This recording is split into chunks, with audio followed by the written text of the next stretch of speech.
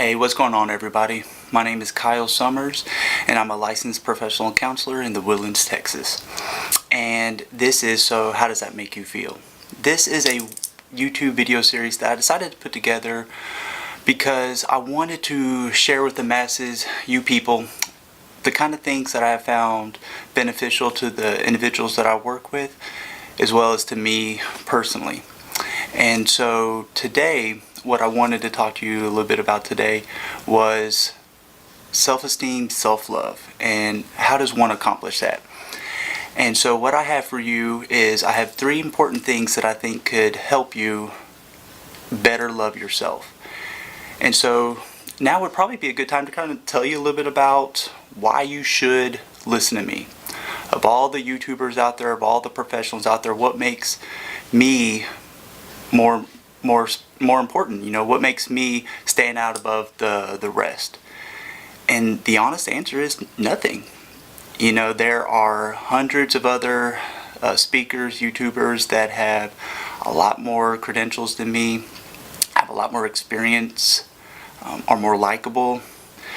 But should I allow that to diminish what I can bring to the table? And the answer is no. We are so concerned with how we compare to others, and so it's a natural process to compare yourself with others in order to kind of see where you fit. But what we end up allowing to happen is that we allow others to determine our value. And so we'll be doing something and we'll see that someone else maybe can do it better, they can do it faster, or maybe other people notice that other person doing it, and so we perceive that for them to be more liked. And what that causes us to do in a lot of times is to feel bad about ourselves, feel bad about the things that we have accomplished, things that we do well, because we don't feel like we match up.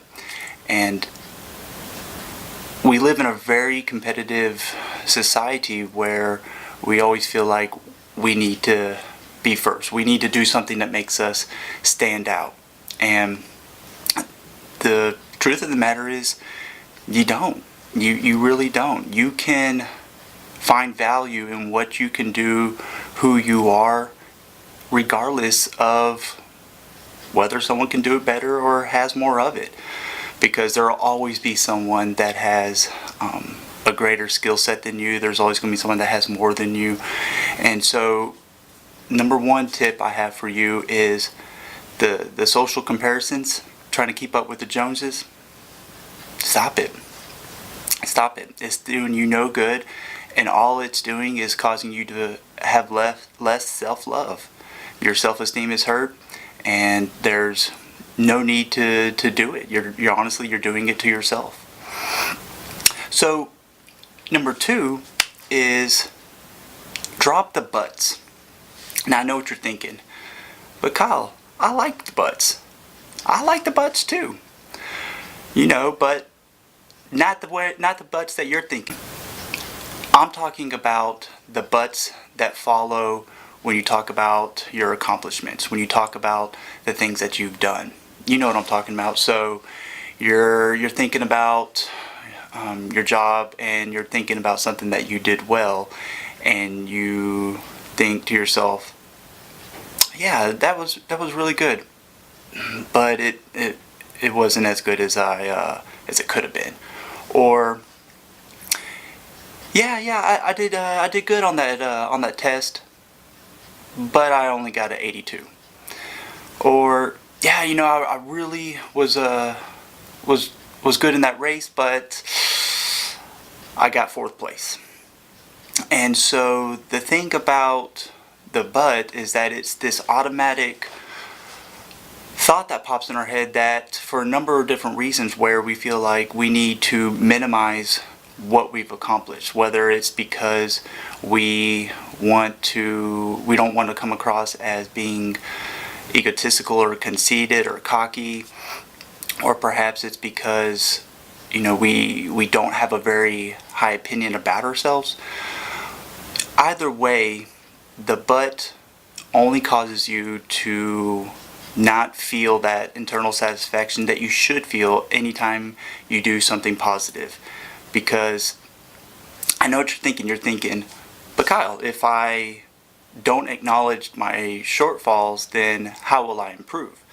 And there's some truth to that, because if you don't recognize where you could improve, then you don't. You know, there's no change that occurs. It is possible, though, to recognize where you could have improved while simultaneously still feeling proud of your accomplishment. Because with the buts, there's always going to be more buts. There's always going to be more buts. So every milestone that you hit, you'll just come up with a new but. You know, you reached what you thought was going to be the pinnacle of your career, but if you've had a lifetime of minimizing your own accomplishments, you will too find yourself minimizing that accomplishment. And so whenever you catch yourself introducing a but to something that you've done or something that you accomplished, whether it's to yourself or whether you're talking to someone else, just repeat the same statement and just drop the word but from your vocabulary. And it's okay. It's okay, because other people, when they hear you talk about your accomplishments, when you introduce the but to your vocabulary, that is a signal that you don't feel very proud of it. And if you want to demonstrate confidence to others, it's important that you feel confident in yourself. Okay? So that's my number 2 tip, is drop the buts. Number 3 is, what are your needs? And I'm not just talking about need for caffeine and coffee, because yeah, I have a definite need for that, you know, and every day I'm going to get my coffee and caffeine fix, possibly multiple times a day. But I'm talking about your other needs, you know, the need for adventure, the need for quiet time. Maybe it's the need for respect. Maybe it's a need to have your voice heard. And it's important to understand and to recognize those needs, and then for you to support those needs. Because when we support ourselves, when we understand our own needs and we find ourselves supporting those needs on a day-to-day basis, we're going to feel good about ourselves. If you have the need for adventure and you find that your day-to-day, you know, routine is just kind of getting stale and kind of mundane and feels very routine. So for you to capture that feeling of adventure, you have to start prioritizing it, and you have to kind of manually put it into your day. You have to figure out a way to include some sort of adventure, you know. And I know there's always going to be logistics as far as all these different variables that have to line up in order, but it doesn't have to be some kind of grand mountain expedition to some other country. It could be as simple as just coming out of your comfort zone, challenging yourself, doing something different.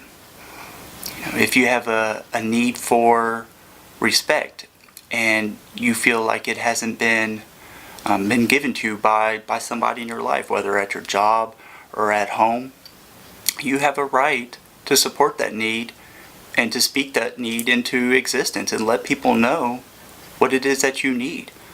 Because, well, you deserve it. Honestly, regardless of what you've done in your past, you deserve to be able to support your needs. And so that's my number 3, is support your needs. Okay? I know you can see the 3, but it was right there. So again, number 1, the social comparisons, they are natural, but don't allow them to determine your value. Don't give someone else that much control over your self-worth. Okay? Number 2, drop the buts. Again, we all love the buts, but that butt has got to go. And number 3, prioritize your needs, support your needs. Again, you deserve it. Okay? So those are my 3 tips to start you on a journey for self-love. I really hope that you enjoyed it. You found some benefit from it. If you did, I would love a like and a subscribe, as well as comment down below and let me know how you plan on loving yourself today. Okay? So anyhow, again, my name's Kyle Summers. I'm a licensed professional counselor, and this was So How Does That Make You Feel? Alright, see y'all next time.